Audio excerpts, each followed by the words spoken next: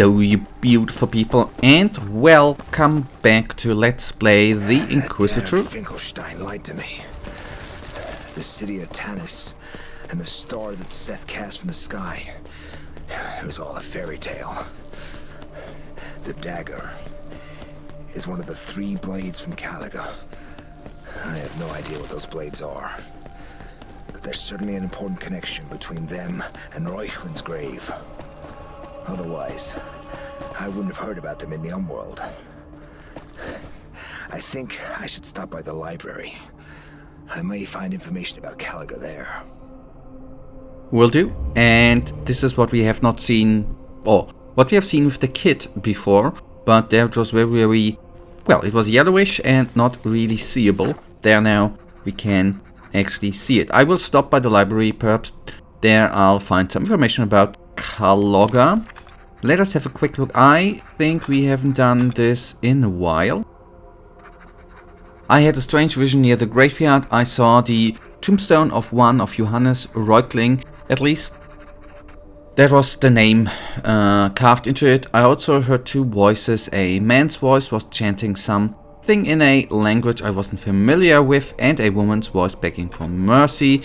Cardinal seemed surprisingly surprised when I asked him about Johannes Reukling. He said that Reukling was Ingvar's predecessor. Shortly after, he added that Reukling could not have killed the harlot, seeing as he died a year ago. The innkeeper said that Reukling was a regular guest. Apparently he was friends with the cardinal.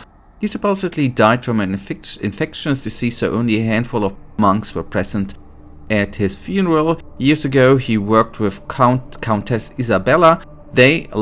The last word the Finkelstein said before he died was Reukling's name. The old medic's rotting carcass lies politely in his grave. Alright. Ingvar is Koenigstein's chief herbalist and medic. Alright, woman. Let me know. Brother Lothar. Lothar, a learned monk of an admirable age, hailing from a poor congregation of the Seekers of Truth in Divine Revelations, a devoted servant of God who follows the word of Christ triumphant. The innkeeper is a jovial and pleasant fellow. Although the man's greed has left me with little respect for him, I'll have to complain to the innkeeper about the quality of service. No water for washing, food's not ready, the inn's deserted. Where did the innkeeper go? We already know. Wait, that was bad. We already know that that was bad. That he's dead. In case of a missing innkeeper resolved itself quickly. A woman I met on the street informed me that someone had murdered him. The dead innkeeper lies behind the stables like a slaughtered pig. Bertram suggests he was killed somewhere else, and it is hard to disagree with him. The murdered cut out the innkeeper's liver. Who was the perpetrator? Oh my goodness, perpetrator. The same person who killed the harlot. During the post-mortem examination, I had another vision in which I saw the innkeeper waiting for someone last night. The question is, where was he waiting and for whom? I found quite a lot of dried blood near Reukling's grave, as well as the innkeeper's Munich-made dagger. I'm willing to bet more than 1 golden angel that this is where he was murdered. Nice, brother. Merritt was one of the honorable posts of librarian. He's the custodian of this library, which collection, and that we already know. Do we have any news on clues? Or, let's say it like that, or any new clues. So, ominous clouds. A black cloud appeared over the city. It is shaped like a rider with a bow and resembles a silhouette I saw in the Unworld. It is certainly not a good omen. Another cloud appeared in the sky, this time resembling a rider wielding a huge sword. Nontel claimed that the only way to send the horseman back into the void is through the act of sacrifice. Whatever that means, the task is not an easy one. It can only be accomplished by the Unworld through an act of sacrifice. Okay, oil lamp. The innkeeper is holding in his hand when he died. I found a broken oil lamp near Reukling's grave. The innkeeper was holding a similar one when he died. And the last one, trace of blood. I found fresh trace of blood in Reukling's tombstone. Okay. Okay, now I finally understand what they mean on the top, on the controls with right side and left page. This is going through the pages on the right and left side of the book or of the journal. On the other hand, I do think it is not the best way. It's not very It is functional, but it's not speaking for itself, in my opinion, at least. Anyways, I do not want to be as complainy anymore as I've been in the last couple of days. It has been a frustrating couple of days, but I should not let the game have to do anything with it, right? The books we've already read, right? Or at least looked. I have not read everything. Now, what do I need to do here?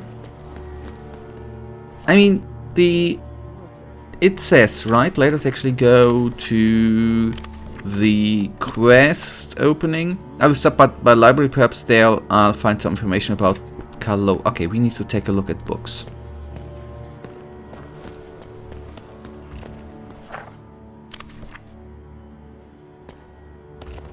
That's the stuff we've already actually have taken a look at, but it is still highlighted. And forgive me that I'm not gonna go through all of them book pages. That, in my opinion, would take up too much time. But we can, you know, I just do it because I'm here. But I think I'm not required to read that. I can just talk to this buddy.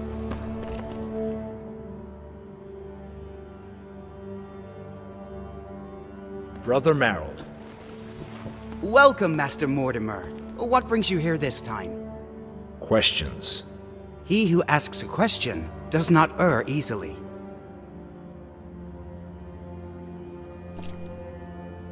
Have you heard of the 3 blades from Caliga? 3 blades from Caliga? Not that I recall. Ask Brother Lothar. Maybe he'll know something. He's sitting over there, at the end of the hall.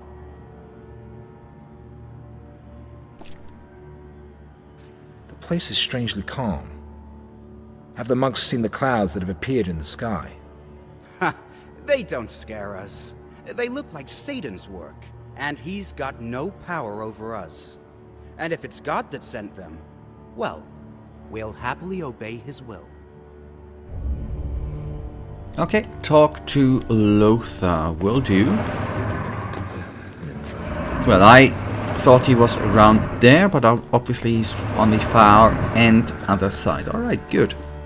Hello, my friend.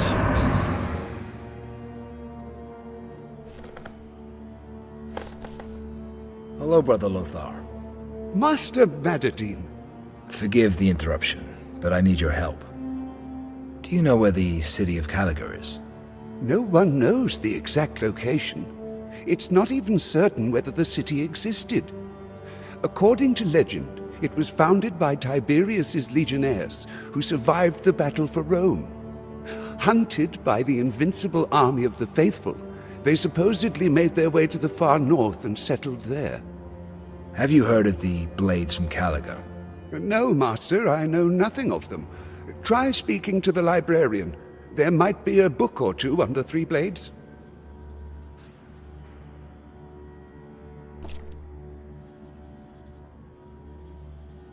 You're lying, brother. I never mentioned the number of blades. How do you know there are 3?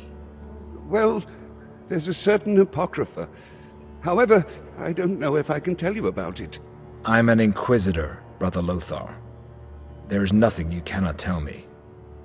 Very well. You probably know that Jesus thrice fell during the way of the cross. Of course. Every Christian knows this. According to the Apocrypha, Jesus did not fall under the weight of the patibulum he was carrying. He fell because he was wounded by 3 legionnaires who were leading him to Golgotha. Gaius cut Jesus' arm with a dagger, Cassius stabbed his thigh with a sword, and Longinus thrust a spear into his calf. 3 blades. I ventured that the legionnaires were among the Romans who founded the city of Caliga. Not just among them. They commanded them.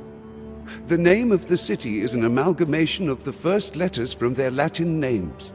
CA from Cassius, LO from Longinus, and GA from Gaius. Caliga. Why is the church keeping this a secret? First, it is not known whether the Apocrypha is genuine. Other sources do not bear the information it contains.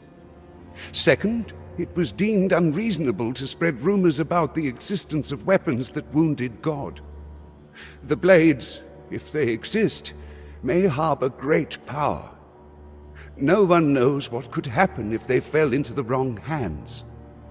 Luckily, they've never been found. Thank you, Brother Lothar. You've helped me greatly. Alright, new journal entry. What do I need to do now? That's a big question, right? Fortunately, the blades have been found. At least one of them is in Koenigstein, perhaps even two. In the homeworld, I did witness the Countess staring at a spearhead. The mayor was right. Something sinister is afoot. It's high time I paid him a visit. Maybe that mysterious Persian of his can cast more light on the matter. Okay, go to the town hall. Will do. Talk to Lothar. Immersed in his reading, Lothar sits somewhere at the end of the room. The mayor claimed that there was something strange happening in Koenigstein, and he was certainly right. It is high time I visit him at the town hall. The information he promised me could prove helpful in understanding the essence of this case. That will do.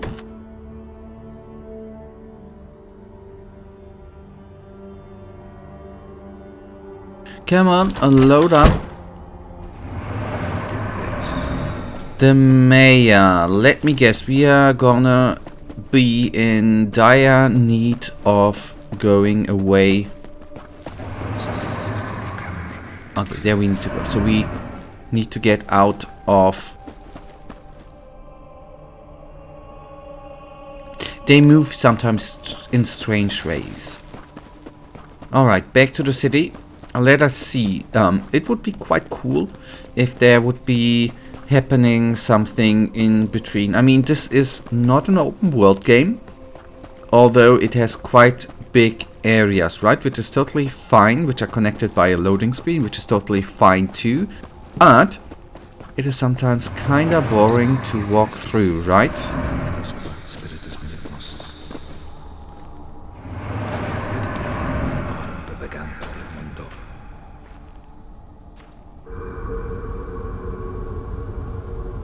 Merciless Mother of God, watch over us. It's the apocalypse! Run for your lives! We're all gonna die! Run to your homes, people! Run!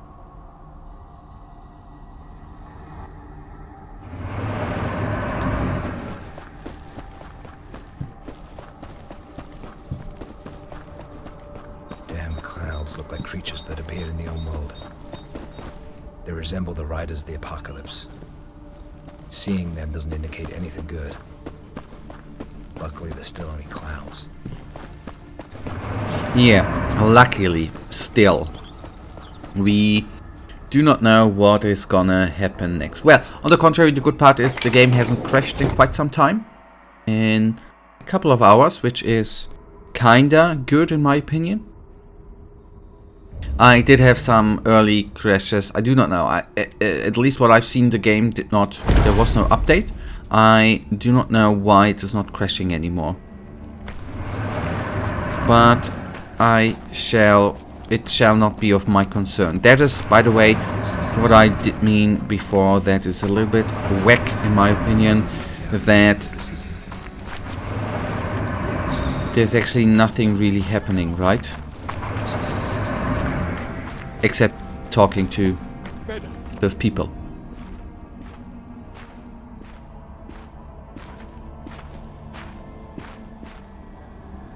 What's the matter, blind man? We were walking down the street when panic erupted in the town. Before we knew what was happening, a group of frightened people slammed into us. The crowd took Madderdin, and now we don't know where he is. He must be found. Will you help me?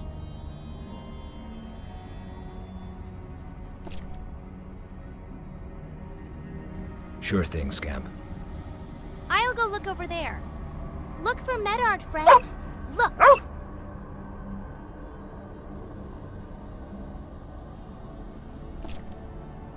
Do you play the flute, blind man? A little. Keep playing until Amelia or I find your friend.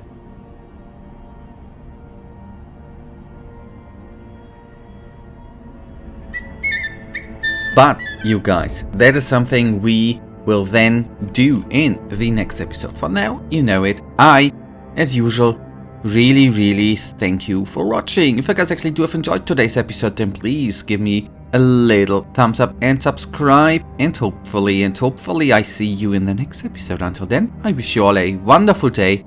Stay frosty.